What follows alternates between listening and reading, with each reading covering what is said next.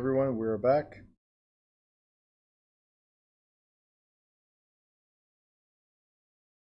Make sure your cameras are on. Very important. Okay, and I see here I got 2 questions. I'll address one of the questions as soon as I see the person back on the screen. Oh, there you go. All right, so you're asking me if my ebook is different from the 14th edition book. So you're thinking about the Dearborn version, correct? We're not using Dearborn. So I used to use Dearborn before until the 13th edition, and then I switched to the book that we're using now. Again, the book here.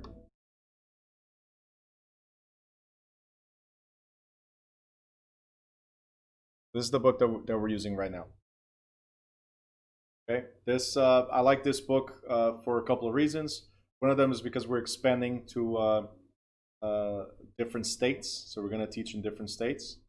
But one of the reasons I really like about this book is the fact that it separates what's the nationwide portion or the national portion of real estate, which is nationally accepted, and then there's the state portion, which is all the way at the end. Okay, so it clearly separates them. That's the reason why we switched to the 2 reasons why we switched to this book.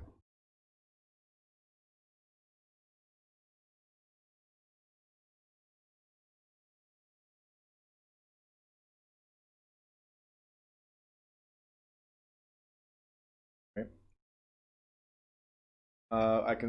You can still order, definitely. At the time of purchase, the shipping and handling was included for free. Now, if you're going to order separately, you have 2 options, and let me share with you right now. I'm going to put it right here for you guys, okay? If anybody wants to order the book.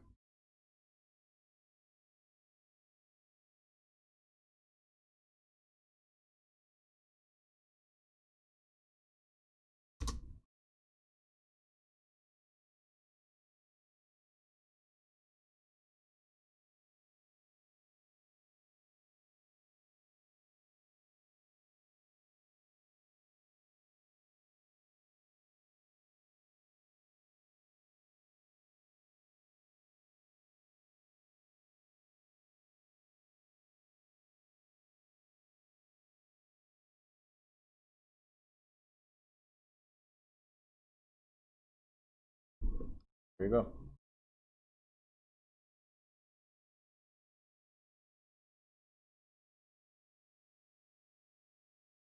So if you want to order the book, I just gave you the information in the Zoom chat. Right there. You can click on it and just order the physical book. Okay. Now there's a question here from Tina. A broker is someone who works for a realtor company. Right.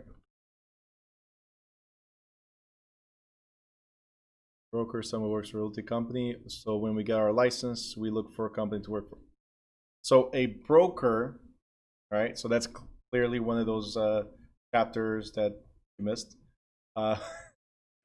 Since you're asking, this is one of them. Okay. So a broker is the one responsible for the real estate company. So for instance, I'm the director of New Direction School, right? But New Direction Realty, the broker is my partner, Pedro. So he is the broker or the one responsible for the agency. So you either look for brokers or look for the agency. Either or. But one person there is going to be responsible for you. Now, we can have brokers, salespeople, and we're going to go over that as well. We're going to have broker salespeople, and we can have salespeople under the broker. But the broker is the company, pretty much. Because without the broker, no company exists. Okay?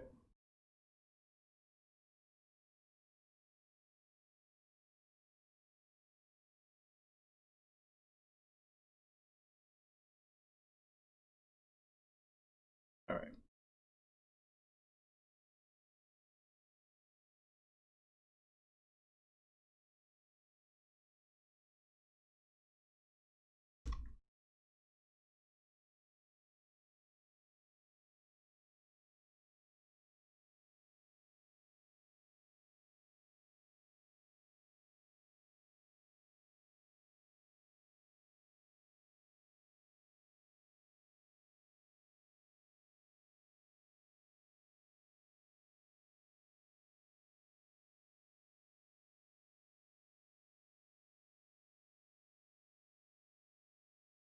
All right, so rights in real estate is going to be the second chapter here, and then we're going to talk about interest and estates.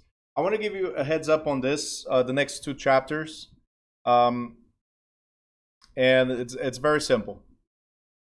Do not stress about the words you're going to learn, or about the terms you're going to learn, or about, oh my God, this is complicated and it's just day one. All right? Everything is going to be complicated on day one. It's normal, right? I don't know if you guys remember, but when you started trying to walk, it was a little complicated. Do you remember that? When you started trying to walk? It was a little complicated, right? But you didn't give up, and I think most of you can walk, right? And also talk, right? So it is, in the beginning, complicated, so relax. It's going to be okay. What I do, my method, so you guys know, is I do a lot of repetition. What does that mean? It means we get to chapter 8 or chapter 9, and I'll mention something from chapter 2 and 3. So I'll keep on bouncing back and forth so you guys keep those terms fresh. All right? So, and the other thing I recommend, like I said earlier, is Quizlet, so that the terms are always fresh, no matter what, okay? So, rights in real estate. We have real estate as property, and then we have real versus personal property and the regulation property interests. So real estate as property. There's two definitions you guys need to learn. One of them is land by itself, and then there's real estate. Okay? Land by itself, and then there's real estate, and there's a difference between these two. All right? We're going to learn about property, property rights, and water rights. So, a simple definition of real estate. A simple definition of real estate is that it is air, water, land, everything affixed to the land. Real estate in the United States may be owned privately by individuals or private entities, or public by the government, by government entities. Private ownership rights in this country are not absolute, because the government can impose taxes and restrictions on private ownership rights. And it can take private property away altogether. That's eminent domain. We'll talk about it later.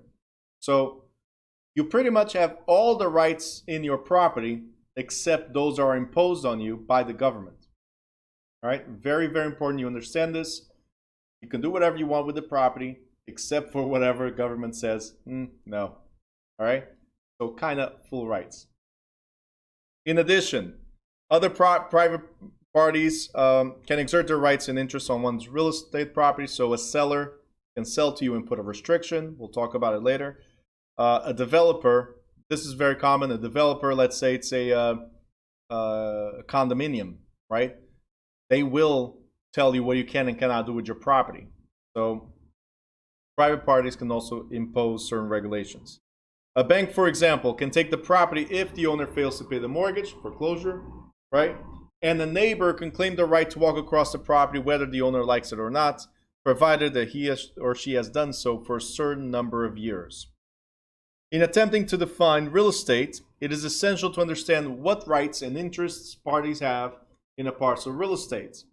And to understand real estate interests, one must first recognize the distinction between land and real estate and property, and then real property and personal property. So that's what we're going to cover over the next couple of pages.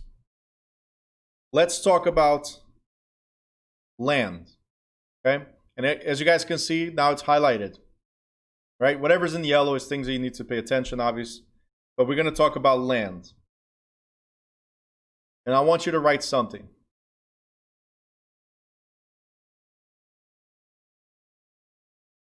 Raw land. And when I say raw land, means undeveloped land. Okay? Just as nature intended. So raw lands means nature only. Nature only.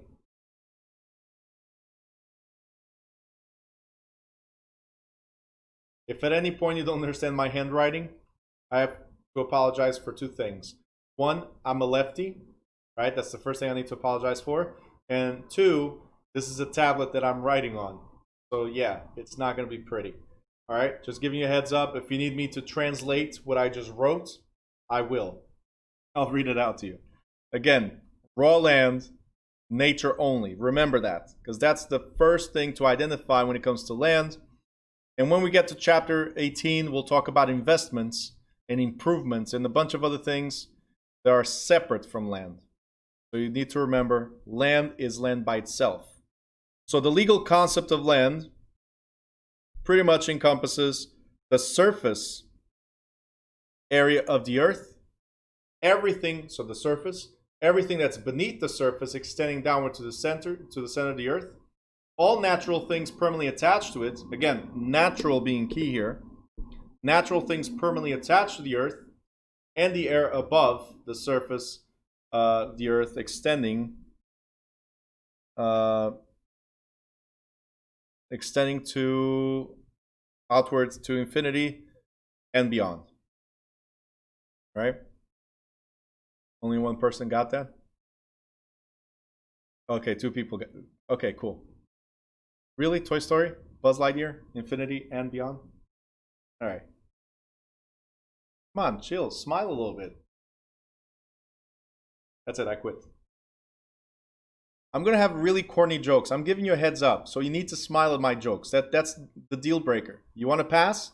Smile at my jokes. Be on my good side, and we're going to do great. All right. All right, Jonathan, I got your message. No problem. All right, guys. So land. Land, therefore, includes minerals beneath the earth's surface, water on or below the earth's surface, and the air above the surface.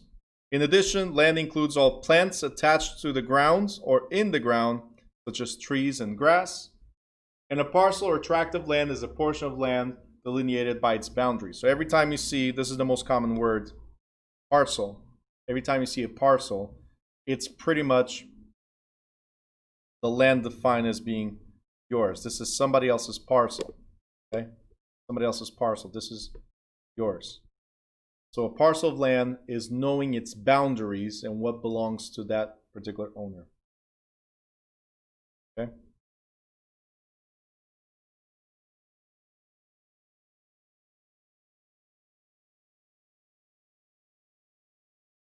All right. Now, the physical characteristics of land are these 3 unique: immobility, indestructibility, and heterogeneity. So land is immobile, meaning you can't move land, because land is land. You can remove dirt, right? You can take a little bit of dirt out of this property and put it into another property, but the physical location of the land does not move. That's where it's at. Imagine grabbing the United States and take it somewhere else. You cannot. The United States is the United States. New Jersey is New Jersey. New York is New York, and so on. That's their location. So land is immobile. You can't take it from one place to another. All right? So it's fixed, cannot be changed. Land is indestructible in the sense that one could remove a segment of, would have to remove a segment of the planet all the way to the core of the earth to be able to destroy it. Again, you can dig, right, to remove dirt, but you cannot destroy the land itself. You have to go all the way to the center of the earth. And land is not homogeneous means that no 2 parcels of land are exactly the same. So let's look at this.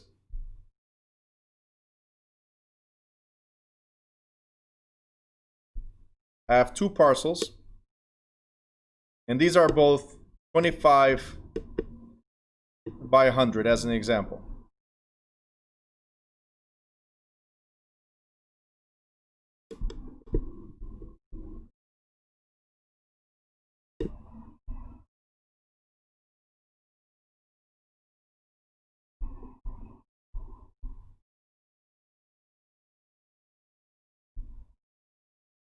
Okay.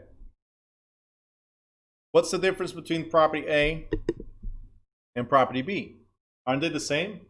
25 by 100, 25 by 100? They're exactly the same, aren't they? And the answer is no, because they have unique locations, right? These 2 are attached, but even if it was attached, it would be the same concept. They're the same in terms of size, but one's located at the corner of Main Street and Adams Avenue. The other one is just on Adams Avenue. Even for tax purposes, this will probably pay more taxes than this one. For value purposes, this might be worth more than this one. So, or vice versa. So even though they're the same size, they're not the same. They have unique locations. I could build the same house right on top of them. So the same 3-bedroom, 2-bath, single-family house with a garage, same exact architectural structure, and they will have different values, right? You'll have similar values like 300, 310 maybe, $10,000 difference, but there is a difference in value, all right? So land is never the same. All right. Next thing we're going to talk about is real estate. So we had land as raw land, as we just said, right? Raw land, nature only. And now we have real estate.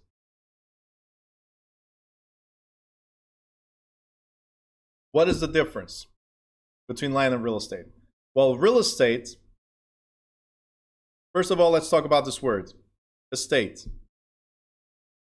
Who could tell me what this word means? By the way, I'm going to ask you several times to participate. So going to the Zoom chat right now, and if you're watching on YouTube, you can go to the YouTube live chat as well.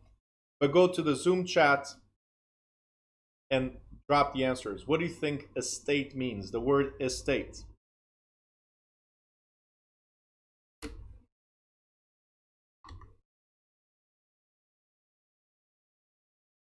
Tino is ready. See how it is? Either that or you type very fast. Type that fast, Tina, you're hired, by the way. Somebody that types that fast. Let's go to chat. Come on, guys. 2 people answered so far. Give me more answers.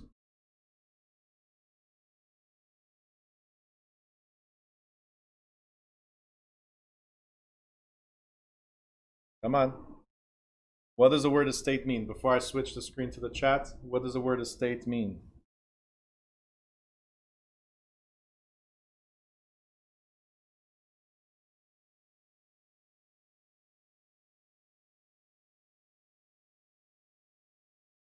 All right, so Tina says ownership, assets, properties. Alexis says lands owned by someone. Are you telling me or are you asking? Question mark says you're asking. Right? From now on, make statements. Doesn't matter if you're right, if you're wrong, you're learning, okay? Okay, I like that. Telling me. There you go. Land with a home. Okay. Land. Owned property. Okay. Cool. Participation is key. That's how we learn, okay? So, estate means asset. Okay, so estate means assets, something you own. Estate means asset, something you own. All right, you probably heard of estate sale. When somebody dies, what do? They do an estate sale. They're selling whatever was owned by the deceased person. Estate sale, all the assets owned by the deceased person. So estate sale.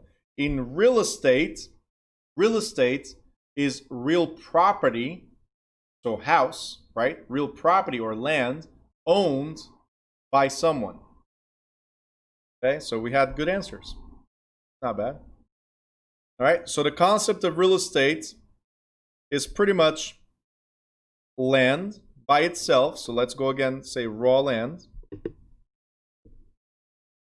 Plus, it's raw land plus all man-made structures that are permanently attached to the land.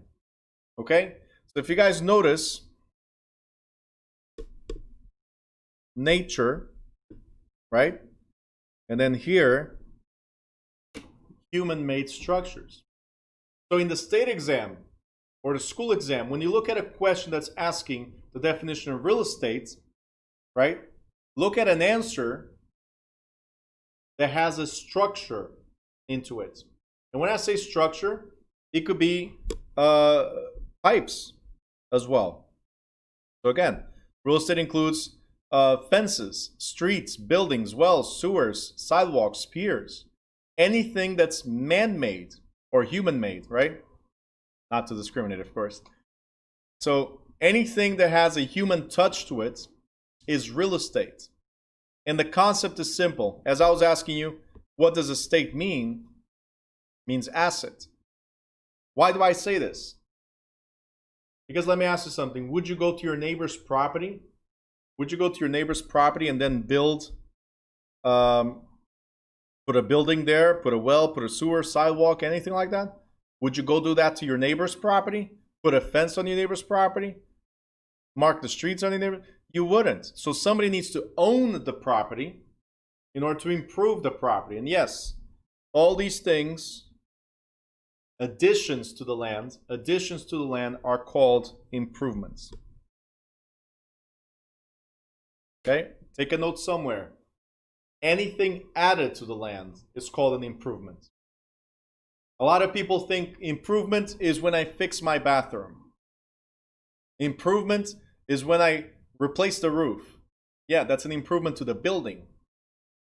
But the term improvement, when it comes to real estate, the term improvement is anything that's added to the land. So if you put pipes for the sewer and water mains, for instance, it's an improvement because land was land, unimproved land. It was raw land. Improvement was added to the property, right? You have a parking lot and you paved the whole parking lot, right? You know what? That's an improvement because nature did not pave the parking lot. So any human-made addition to the land is an improvement. Make sure you take a note of that somewhere. Any human-made addition to the land is called improvement.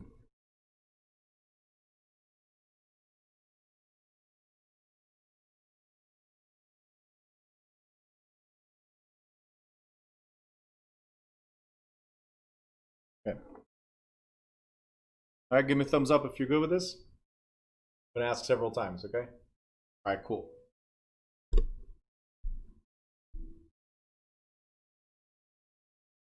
All right, so the phrase permanently attached refers to the primary of one's intention in attaching the item.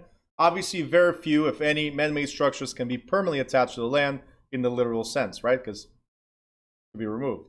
But if a person constructs a house with the intention of creating a permanent dwelling house, the house is considered real estate. By contrast, if a camper affixes a tent to the land with the intention of moving it to another camp in a week, then the tent is not considered real estate. So the intention of the party that's annexing the item or affixing the item also determines what is real estate and what is not. And we'll talk also about that when we get to fixtures. All right? So, concept of land and real estate. So land, you guys see right here, land, this is your property. Surface, right? That's the surface. And then there's the airspace we own to infinity and beyond. And then all the way to the center of the earth. Okay, so what is our property? Pretty much all this. Okay, and land only has natural attachments. There's nothing that was human made, right? But if we look here, this is real estate. The concept is the same. Right? But now what do we have new? We put a house. Right? Maybe we put a garage. Maybe it's the driveway. Maybe it's the pool. Whatever it might be. Anything that's man-made attachments are improvements.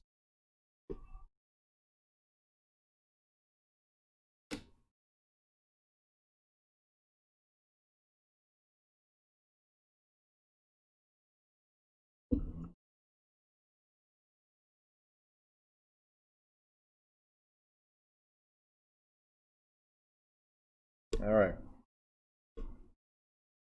Now, talking about property, right? For you to call something property means property is something that is owned by someone. See, a car is property of Bill Brown if Bill Brown owns the car. If the item is not owned, then it's not property, right? For example, if a car is abandoned and left to rust in the desert, the car is no longer property since no one claims ownership. Similarly, planet Jupiter is not property since no one owns it, that we know, right? We still don't know about that, right? We see planets that are billions of light years away, but we don't know who owns it. From a more technical standpoint, property is not the only item that is owned. It is also a set of rights to the item enjoyed by the owner. And these rights are commonly known as bundle of rights. So guys, when we own something, we also have certain rights to that thing. What rights do we have? We have the right to possess. That means take over, right? I have the right to possess, to keep it. We have the right to use, to exclude, so I can exclude people from my property. To transfer, that means to gift the property or sell the property, to transfer. And to encumber. Encumber, we'll talk about it later. It's cloud. Encumber means to put a mortgage on it, for instance. I'm encumbering the property. But I'll explain it better when we get to encumbrances. Okay?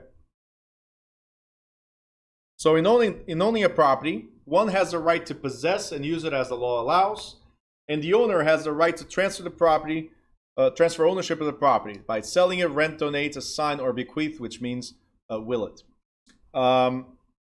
The owner may also encumber the item by mortgaging it as collateral for debt. Finally, the owner has the right to exclude others from the use of the item.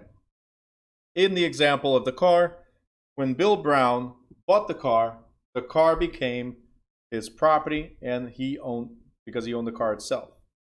At the same time, he also acquired the legal right to transfer, use, encumber, exclude, and possess the car.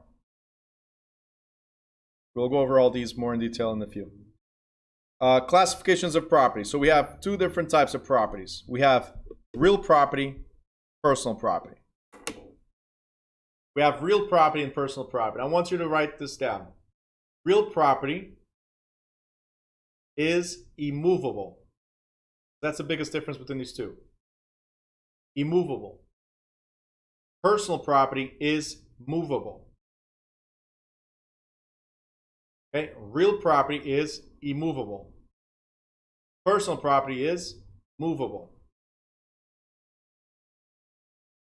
All right, so what do you think this is? Is this real property or personal property? Look here on the screen real quick. Let me know in the chat. Is this real property or personal property? My cell phone. The real property or personal property? Let me know in the chat, please.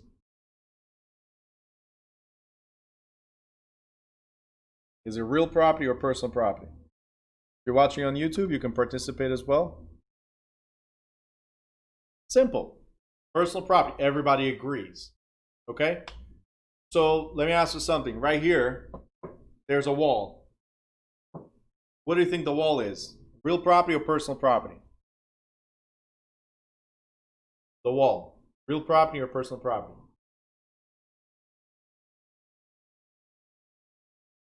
It's as simple as that, guys. Simple as that. Real property. This wall, what's behind here, right, cannot be moved. A wall is fixed. Therefore, real estate. Okay? Anything that's movable, the phone, the mouse, your car is movable, right? Your car is movable, hopefully, right? So if your car still moves, it's personal property.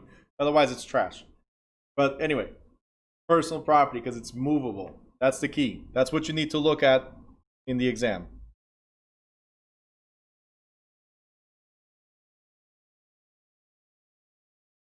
All right.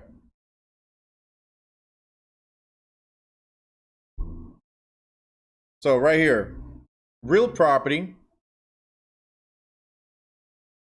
is ownership of real estate and the bundle of rights associated with owning real estate.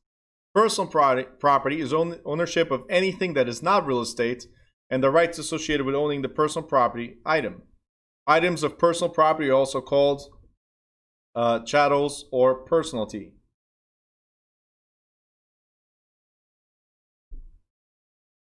This word right here, guys, it's going to show up several times. Chattels. And I'll let you know right now. In real life, at least here in New Jersey, I've been dealing with this for almost 16 years. Real estate for almost 16 years. And at least here in New Jersey, we never say, "Hey, are you including chattels?" Right? We never say that to the client. We always ask, "Is there anything here within this room that you like to include or exclude?" That's what we ask, right? We don't talk about chattels. But if you ever see the word chattels in the school or state exam, think about cattle. All right? Cattle. Why cattle? Okay? Does anybody know the sound that cattle makes? If you guys know what cattle is. You guys know the sound? Let me know in the chat. What do you guys think what the sound might be? Nidia, don't laugh. Just type.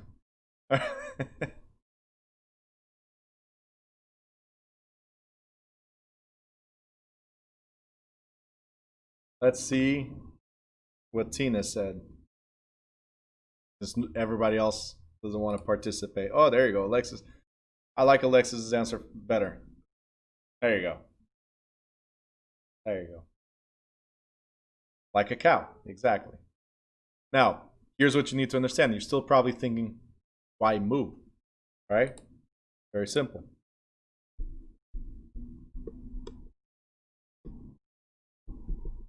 When you try to move a cow, she'll go moo. It's movable. All right? So, I warn you, corny jokes, but these are the things you'll remember, believe me. These are the things you will remember. I just got a video from a student. He was my student about three years ago, yeah. He was my student. Him and his wife were my students. And another student of mine, they met through this political thing in their town, and they went to have dinner. One of my students filmed this guy telling me about one of the jokes that I gave during the class. Till today, he still remembers. All right, you guys gonna know that later about finding out how much is an acre. For instance, an acre is 4 squirrels going down Route 35 at 60 miles an hour. You will remember that eventually. Okay, but yes, I put squirrels in the joke because I'm gonna put a story attached to it. You'll remember that. So sometimes they're not the best. I guarantee you that. That's the only thing I can guarantee. They're not the best. But they'll stick to your mind. That's it. And Danny, I see Danny right there, right? Danny, you're Alex's brother, right? All right, you can ask him about my bad jokes. I'm pretty sure he'll tell you. All right. Anyway. Right here. Note, since all real estate in the United States is owned by some person, private organization, or government entity, all real estate in the country is real property. Given the fact this text will follow the customary practice of using the two terms interchangeably and synonymously. Now, there's tangible versus intangible property. Tangible versus intangible. All right, so tangible is something that's physical, visible, and material. You can see it and you can touch it. Intangible is something that's abstract, meaning has no physical existence in itself, right? So let's figure out tangible first. Real property is tangible. So all types of real property are tangible because you can see it, right? You can see land, you can see the building. So all types of real property are tangible. Personal property, things are tangible. As an example, a boat, car, jewelry. These are tangible. Your cell phone, your computer, these are tangible. We can see and we can touch, right? Intangible. There's no intangible real property. Because again, intangible, it's something that you cannot see. It's abstract. But stocks, a contract, or a patent, you have a paper to something that's not visible, that's not physical. You have a contract for something. Once the transaction closes, let's say stocks, if you sell your stock, now you got cash in your hand. But until then, it's abstract. You have a 401k, right? 401k is abstract. Some money is there, hopefully, but until you cash it out, you don't know how much. They give you a statement. Great. It's a promise that that amount is there. But until you cash out, means nothing.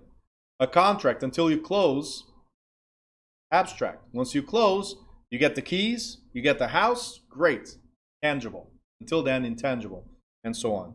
A patent means nothing also until the product is made. So all real estate by its physical nature is tangible property. Personal property may be tangible or intangible, like boats, jewelry, coins, appliances, computers, and so on, right? Now, real property rights. Not even going to comment on that, Marlene. Shame. All right. Real property rights.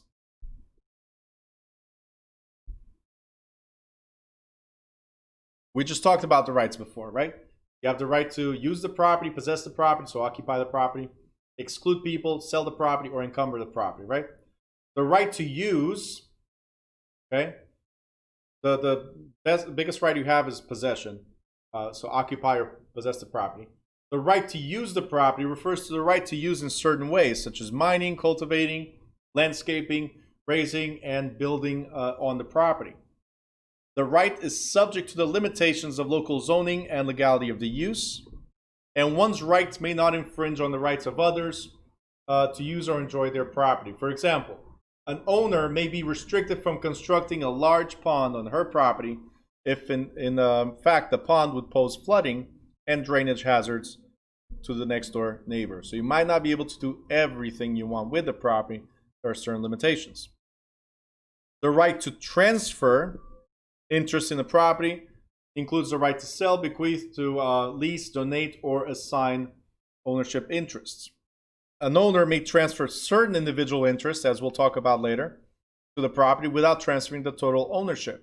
Also, one may transfer ownership while retaining individual interests. For example, I can sell mineral rights without selling the right of possession. On the other hand, an owner may convey all the rights except the mineral rights. So I can sell to you and say, hey, whatever's under the ground is mine. Whatever's above the ground and usage of the property is yours.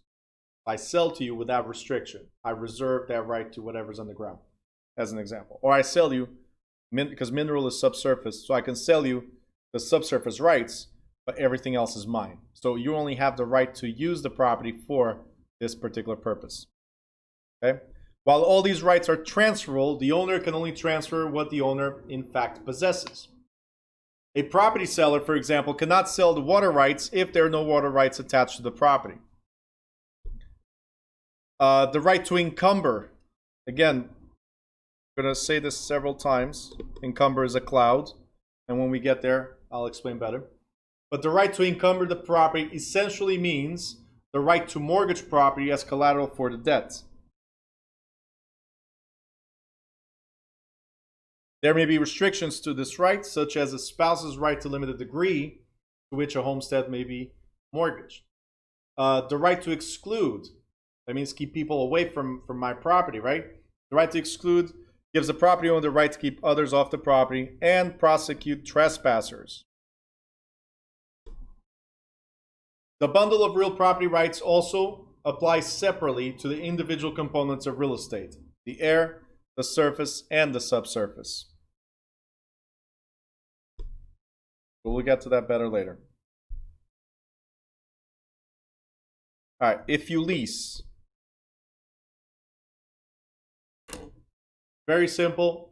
We have a chapter just for leasing, but leasing is a transfer of most of those rights, right? Temporarily. So if I rent to you my property, if I rent to you, you have the right to exclude others, right? Except for the landlord. You can exclude the landlord. Like I cannot get into your property with a condition. The condition is if it's an emergency, I have the right to get in, or if I give you proper notice, I have the right to get in. Okay, but for the most part, we are all excluded from the unit that you occupy. Right? You have the right to possess the property, so you have the right to occupy it. You have the right to use the property in any legal manner, but you cannot sell the property or gift the property that is not yours. So when you have a lease, you have a portion of the bundle of rights, but not full rights. All right? That's common sense. I think you guys all know that, right? Surface rights. So surface rights apply to the real estate contained within the surface boundaries of the parcel. This includes the ground, all things attached to, affixed to the ground, and all improvements. Surface rights also include water rights. Air rights, anything above, right? And you're probably thinking, well, wait a minute. How can somebody sell air rights, all right? In the simplest terms, this is your surface. This is your property. And your next door neighbor wants to build a really tall building. If the town approves, then your neighbor can build it. Now, let's think about New York City, for instance. In New York City, there's really, really tall buildings. And have you noticed that nobody around has built higher than certain floors? Right? Everybody around is somewhere around here, right? They don't go all the way to the same height as the skyscraper. And you're probably thinking, well, that's because not everybody has the money to be building these really tall buildings. That's not always the case. Sometimes what happens is this guy that built a really tall building, 180 floors, right?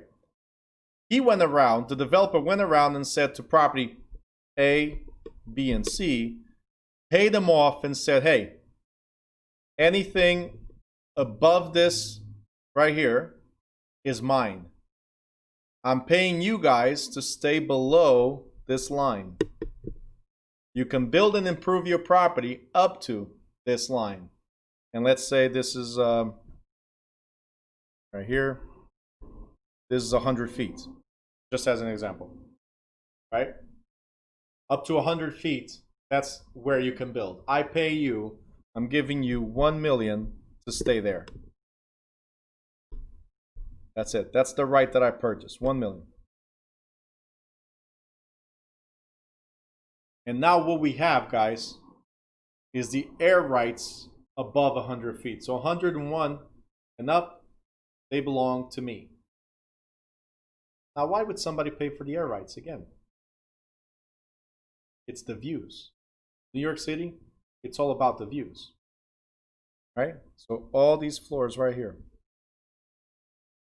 it's about the views. So here they charge 10 million, 20 million, 30 million, and so on. It's ridiculous what they charge. So whatever they pay these people around was nowhere near how much money they're going to make for selling views, right? Now, why would somebody want the view of New Jersey? I have no idea. But that's what they're paying for. 10 million, 20 million, 30 million to see New Jersey. Right? Then he says, interesting. Yep. What it is.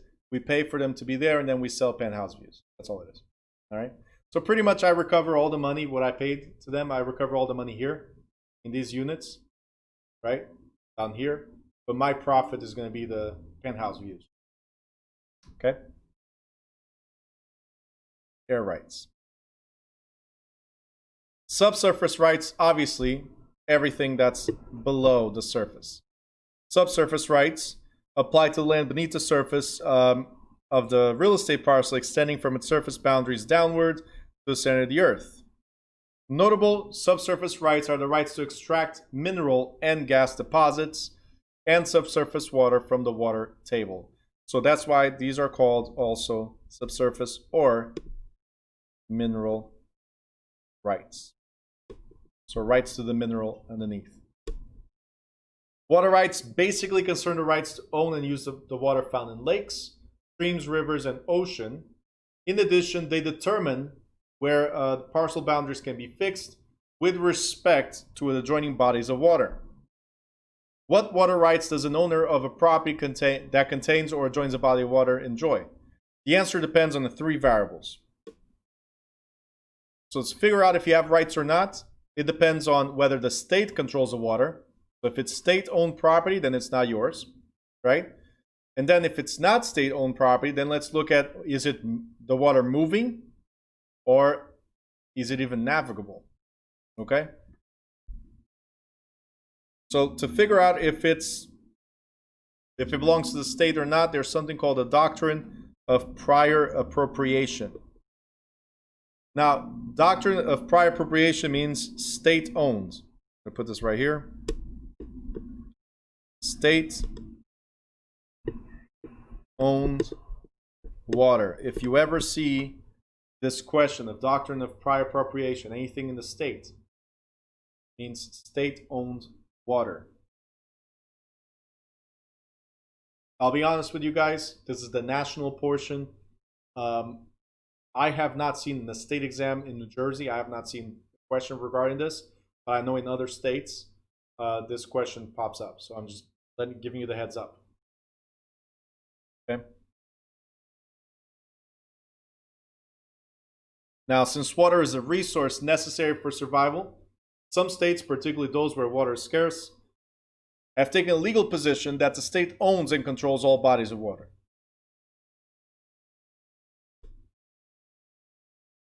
Called the doctrine of prior appropriation, this position requires that the property owners obtain permits for use of water. Now, in a proposed usage is reasonable. If a proposed usage is reasonable and beneficial, the state will grant a permit, which over time can attach the property to the property of the permit holder. If the state does not operate under prior appropriation, like New Jersey, it operates under common law doctrines of littoral rights or riparian rights. Littoral rights or riparian rights. So, littoral rights, very simple. Littoral rights starts with L. Okay? So if it starts with L, we're looking for lakes or large bodies of water where there's no stream, where the water is not moving. Okay? Not moving.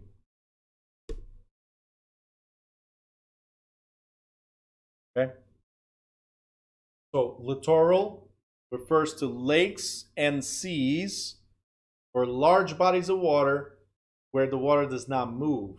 One thing is high tide, low tide. Another thing is having a stream, an actual movement of the water. Okay? If there's a stream, like a river, then it's called riparian rights. I'll come back in a second. It's called riparian rights. Riparian for rivers. So every time you see the word riparian, think of a river. Think of the stream or waterway, okay? Anything that moves.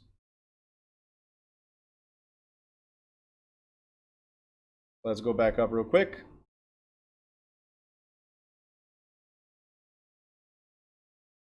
So this is for littoral rights.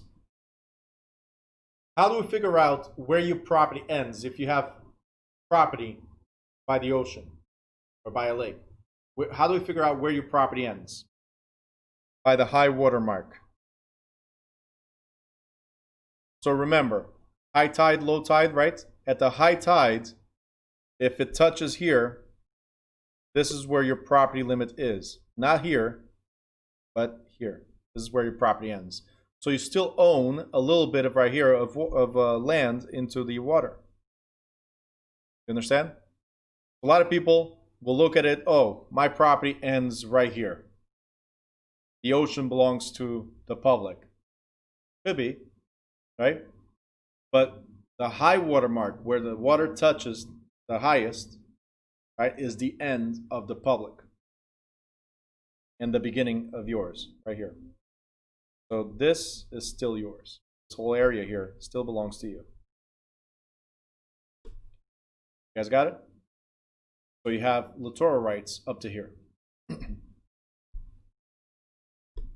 As far as riparian rights, it's a little different. Riparian rights, we need to figure out if it's navigable or not. So if it's navigable, that means in this river, commercial boats or the general public can come through, right? There's enough room to go through. And it's easier to see in this one. In this one, there's no way for a boat to go through, right? Right there, there's no way. So it changes your ownership. Very simple. Look right here. If it's navigable, then your property ends where your land ends. If it's navigable, your property ends where the land ends. And this belongs to the public.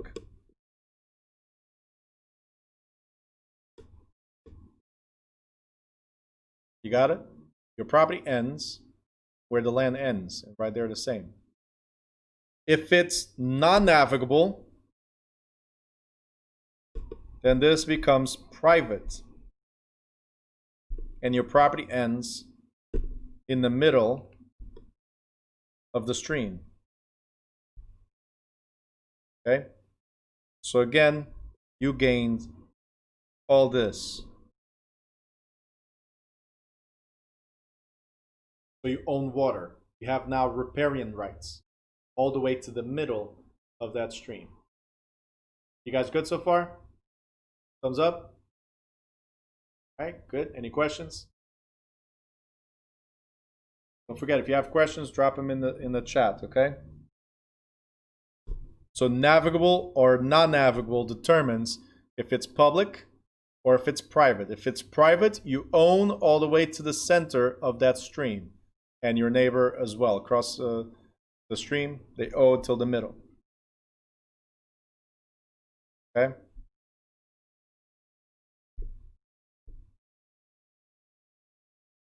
All right, real property versus personal property.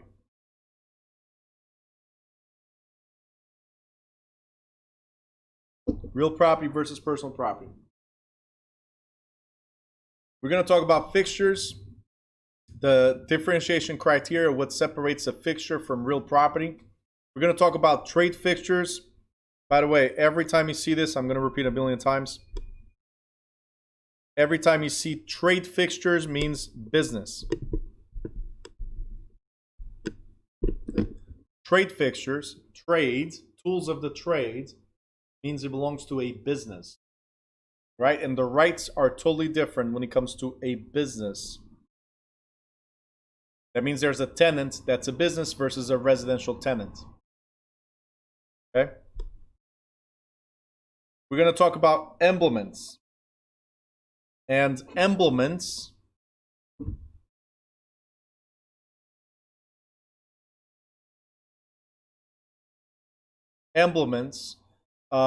is pretty much trees, bushes, and so on.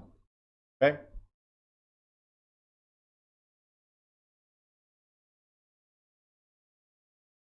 Sorry guys, real quick. That's this.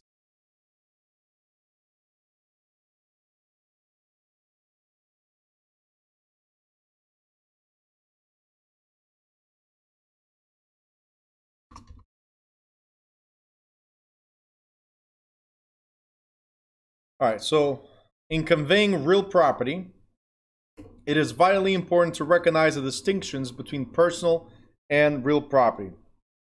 And I think that makes sense, right? I need to know what goes with the property and what doesn't, right? I need to know what is being conveyed. By the way, conveying, another word you guys need to remember because it's going to pop up a bunch of times, means transfer. Okay? And think about conveying belts. If you ever heard about a conveying belt, is where we put stuff on the belt and it transfers from one place to another. So you don't have to carry it, right? So conveying belt, transfer. Okay, very, very important, transfer.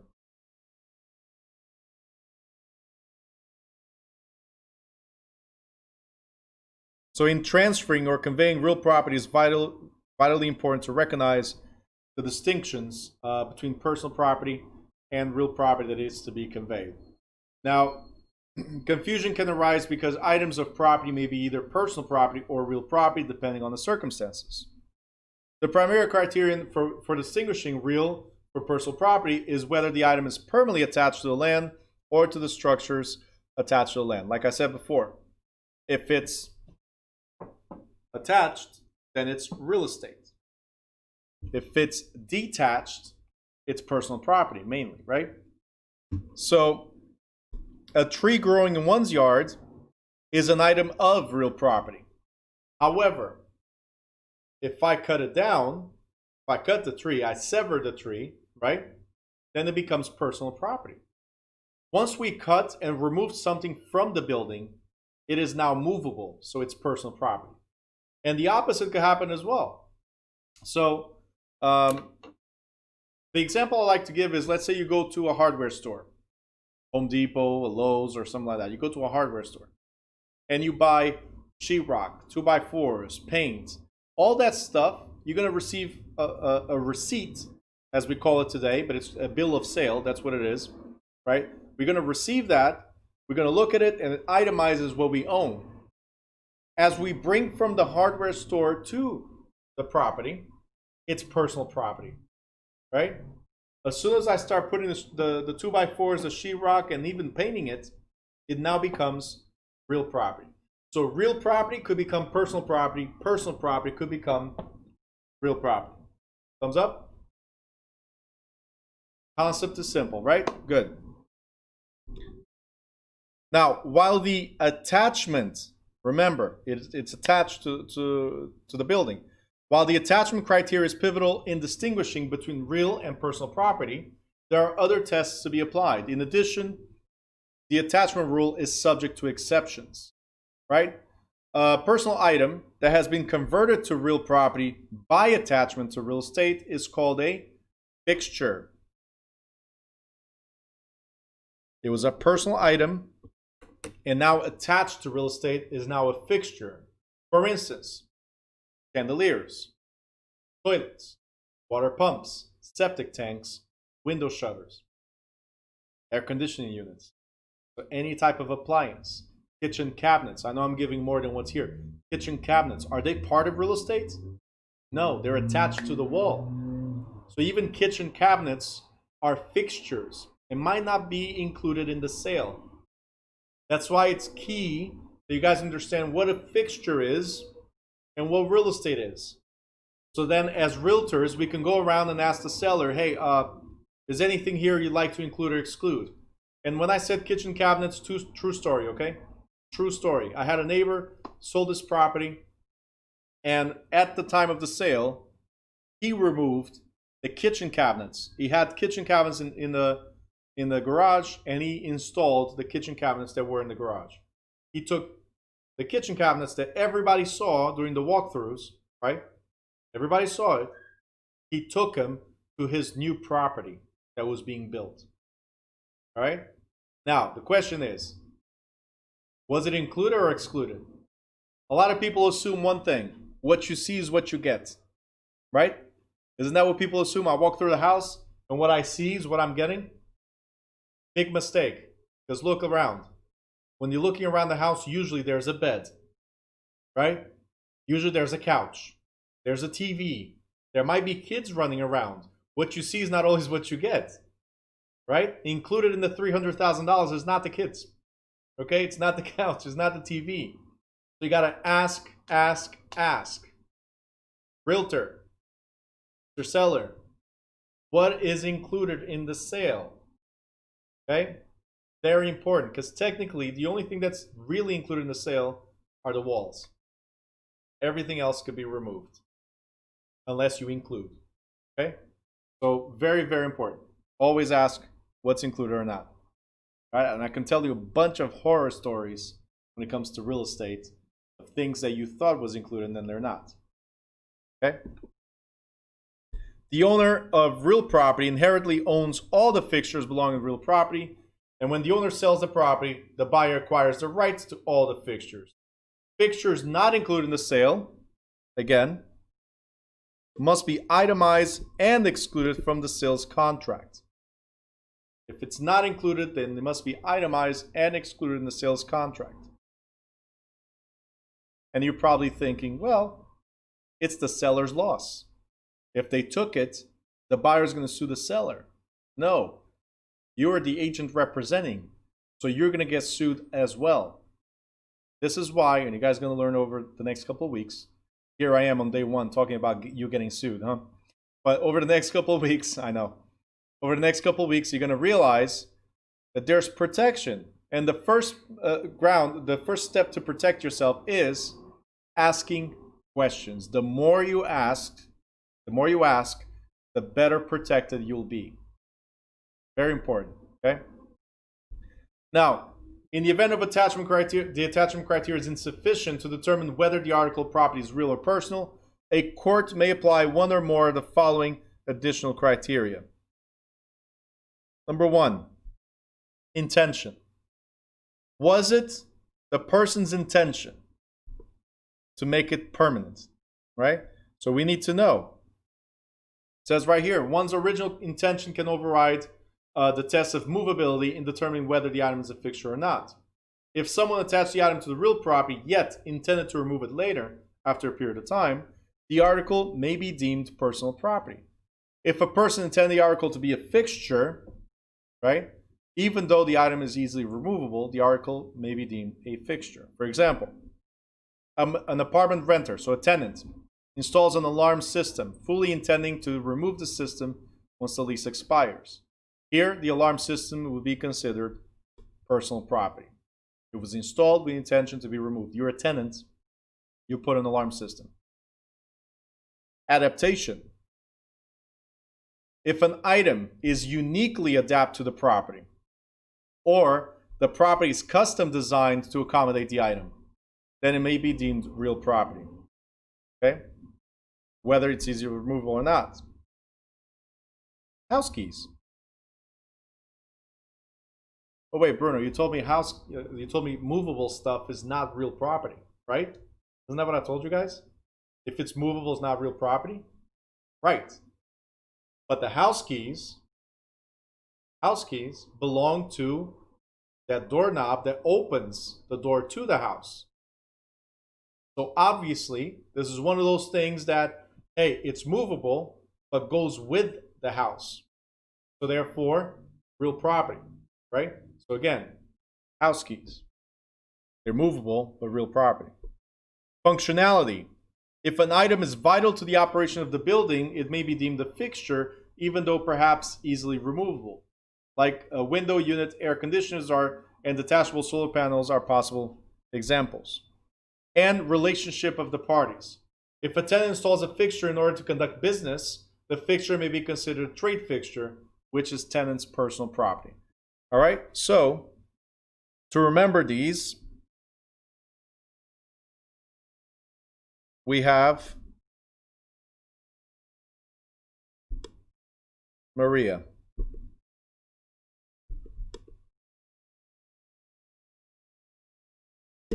We have the method of attachment. Method of attachment. Relationship. Relationship of the parties.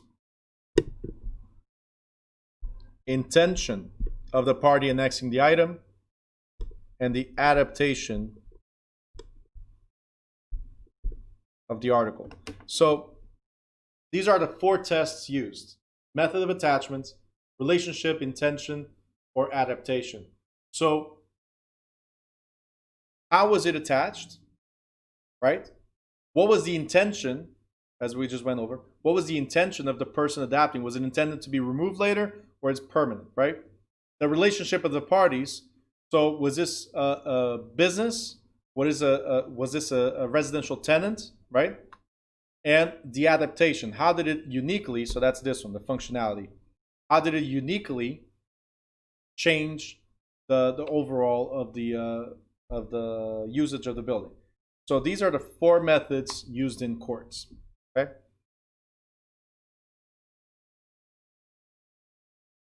Now, in the lease, sale or lease contract provisions, okay, and very, very important, you guys understand this, these 2 right here. Very important you understand these 2. In the sale or lease contract provisions, the listing of an item in the contract as a personal property item or a fixture overrides all other considerations. So if I specifically stated in the sale or in the lease, right, that it's personal property or a fixture specifically, then it overrides everything else, right?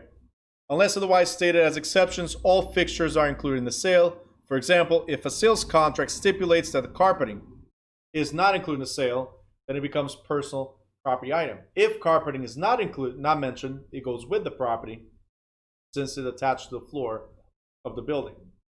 Okay? Trade fixtures, though, like I said, trade fixtures are used for business. Trade fixtures, tools of the trade, they're used for business. These are items of a tenant's personal property that the tenant has temporarily affixed to the landlord's rental property in order to conduct business. Trade fixtures may be detached and removed before or upon the surrender of the leased premises. Now, before I read the rest, I have TVs installed. There's 2 TVs right here, and there's one right behind where you guys are. You are my TV, right? So you're right behind my camera. So these TVs were installed for what purpose? To conduct business. I did not install them here for the landlord's benefit later, okay? But the landlord knows that for me to conduct my business, I needed to install certain things. It could be a projector. We decided to go with TVs. Now, this is an understanding only for trade fixtures. It's not for rental, for residential rental. It's for commercial rental. I have, until the lease ends, right, until I surrender the lease, I have that period of time to remove everything. If the lease ends tomorrow, I have until tomorrow to remove everything. If tomorrow comes, by the end of that business day, and I still did not remove, pay attention, should I fail to remove, then it becomes property of the landlord by accession. These fixtures, these TVs that I have, become real property. This is only for trade fixtures. I have until the lease ends to remove everything. Remember this. Till the lease ends to remove everything. If I don't, they become real property. That means they belong to the landlord. Okay?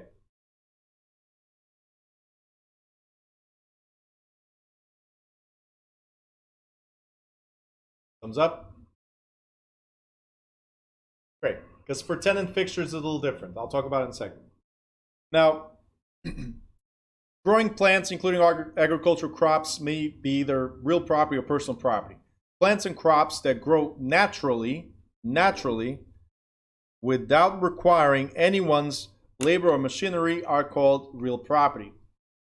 But plants and crops requiring human intervention are called emblements. Okay? So emblements, if you ever see this word, notice I don't have it highlighted. I haven't seen it in the state exam, but emblements, despite their attachment to the land, are considered personal property, right?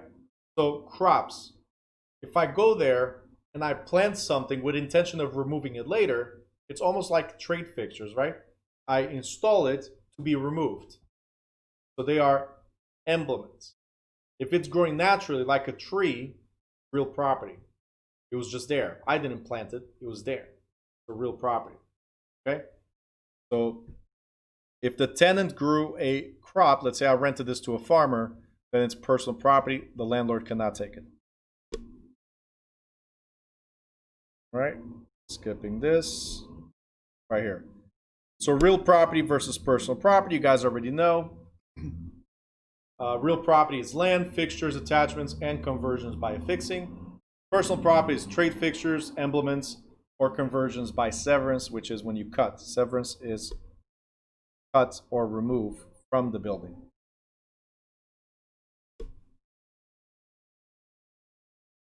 All right. Then you have regulation of real property interests.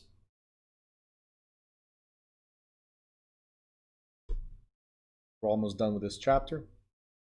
So, areas of regulation.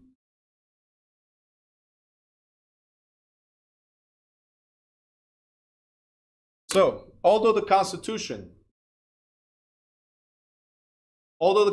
guarantees private ownership of real estate, laws and regulations at every level of the government qualify and limit individual real property ownership and the bundle of rights associated with it. Government entities regulate the following aspects of real property interests. They regulate the bundle of rights, possession, usage, transferring, covering, and exclusion, as you guys know by now. They regulate legal descriptions. We'll talk about that in Chapter 9. They regulate financing. That will be in Chapter 17, where what can we lend or how can we lend or not. Insurance, inheritance, and taxation. This is all regulated by government. Now, regulation takes form of federal and state laws and regulations, county and local ordinances and codes, and court decisions in the judicial system. In regulating real property rights, the federal government's primarily concerned with the standards of real property usage, natural disaster, land description, and discrimination.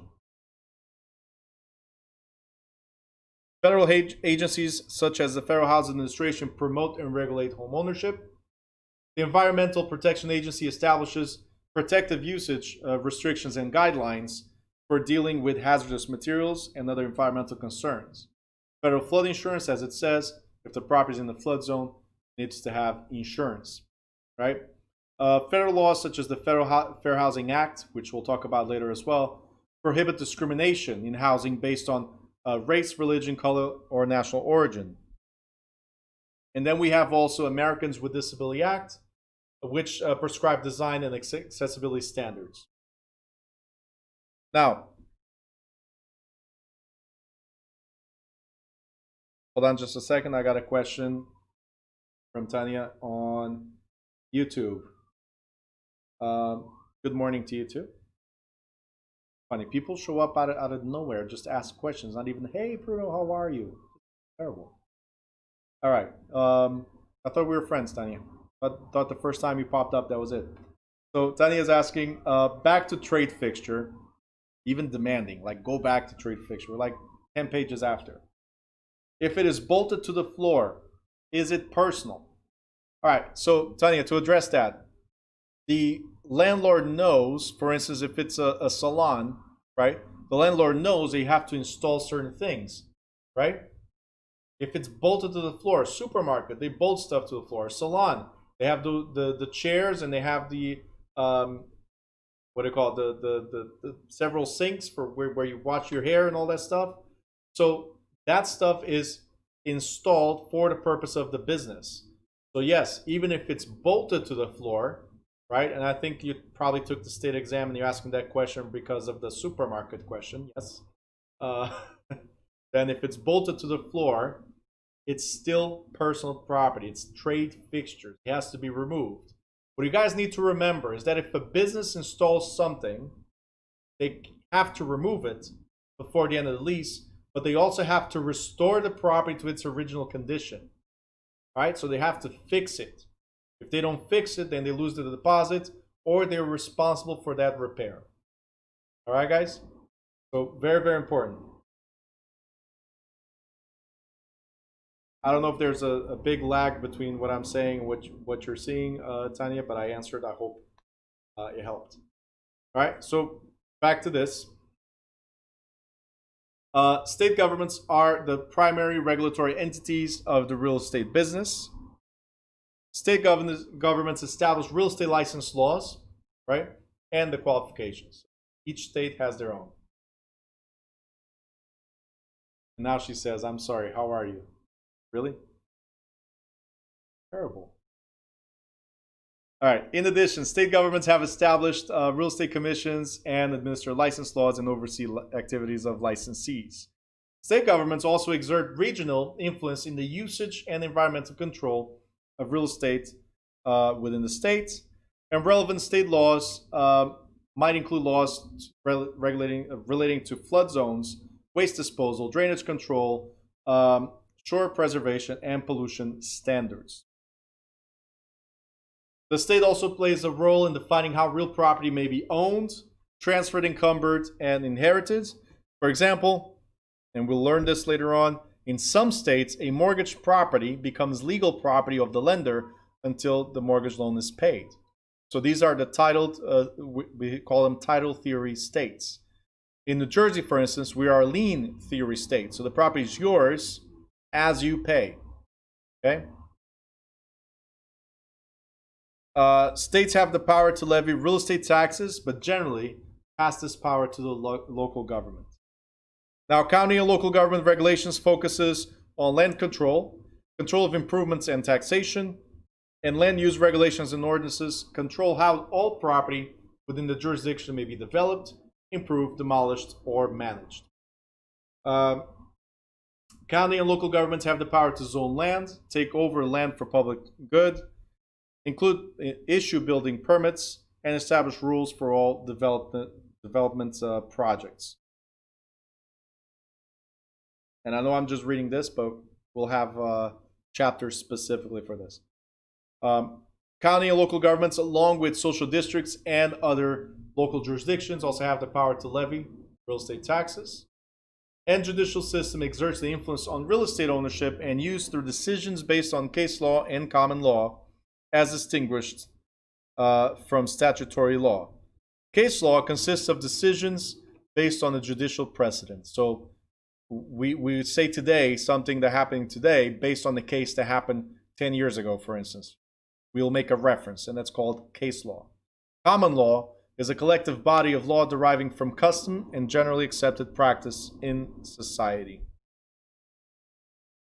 All right, so this is just for you guys to understand how property interests are regulated at a federal and state level and all the way down to local levels and courts. We went over all this, so it's just a summary. Okay, this is just a summary for you guys to review of who regulates what. All right. Any questions before we move forward? You have any questions? Once? Oh, there's a question. Okay. Danny. So if taxes are not paid, it could levy. How can someone buy the house later? So we do have a real estate taxation chapter, and I'm going to talk about that specifically because if you don't pay your taxes, somebody can buy your property through taxes. They cannot do anything for, let's say here in the state of New Jersey, and Florida is the same, and there's a few other states that have exactly the same proceedings, which is for 2 years, I cannot do anything with the property. I get a certificate, but I cannot do anything. If you don't pay me back what I paid for you, then 2 years later, I can foreclose on you. Yes. So be very careful with not paying taxes. All right. But again, we have a chapter dedicated to that. All right. That's chapter 19. I'm actually going to go over that tonight. All right, guys. Any other questions related to this chapter?